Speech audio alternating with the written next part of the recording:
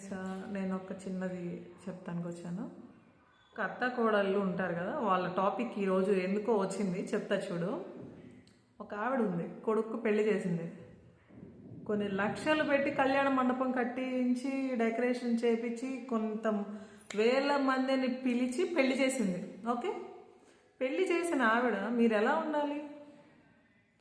పెళ్లి చేసినప్పుడు ఆ ఇంటి కోడల్ని నువ్వు కూతురులా యాక్సెప్ట్ చేసినట్టే. ఎందుకంటే కూతురు అప్పుడప్పుడు వచ్చి వెళ్తుంటుంది, కోడలు ఎప్పుడు నీ ముందే ఉంటుంది కదా. ఓకే, ఇక్కడికి ఈ టాపిక్ పక్కన పెడదాం. ఇప్పుడు ఇన్ని రోజులు నీ కొడుక్కి నువ్వు టిఫిన్ పెట్టావు, భోజనం పెట్టావు, వేడి నీళ్ళు పెట్టావు, అవునా? పెళ్ళైన కాడి నుంచి ఇంకా ఆ బాధ్యత బరువు కోడలు తీసుకుంటుంది. ఇది నువ్వు ముందుగా యాక్సెప్ట్ చేసి పెళ్లి చేయి. కొంగును కట్టేసుకుంటుంది కొడుకుని అనేది అనుకోకు. ఎందుకు అంటే వాళ్ళిద్దరు కలిసి ఉంటేనే నీ కుటుంబం.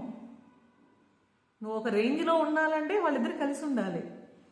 ఇప్పుడు లేదు, తనతో డిస్టర్బెన్స్ వచ్చింది, నీకు వెళ్ళిపోతావు, నువ్వు వేరుగా వాళ్ళు వెళ్ళిపోతారు.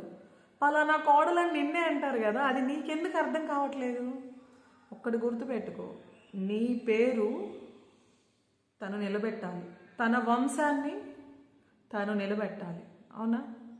ఇవన్నీ నీకు తెలిసి చేస్తావా తెలియక చేస్తావో అర్థం కాదు.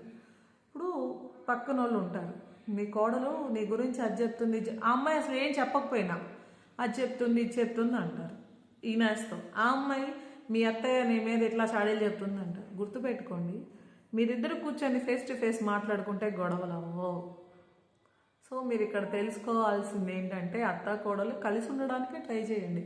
గొడవలు ఆడుకొని తిట్టుకొని కొట్టుకొని చచ్చిపోవడానికి మీరు పెళ్ళిళ్ళు చేసుకోలేదు, పెటాకులు చేసుకోలేదు. ఎందుకు అంటే ఈ రోజుల్లో ఉన్న జనరేషన్ ఎలా ఉందంటే, గొడవ అయితే విడాకులు, వెళ్ళిపోవడం, ఓకే, లేదు వేరు కాపురాలు. సో మీరు దాన్ని బట్టి ఆలోచించుకొని అత్తలైనా కోడళ్ళైనా మీ ఫ్యూచర్ని ఆలోచించి ఒక స్టెప్ వేయండి. ఎవరో గోన్గిస్కా గొట్టం ఏదో చెప్తే మీకెందుకండి? అది మీకు అవసరం కాదు కదా.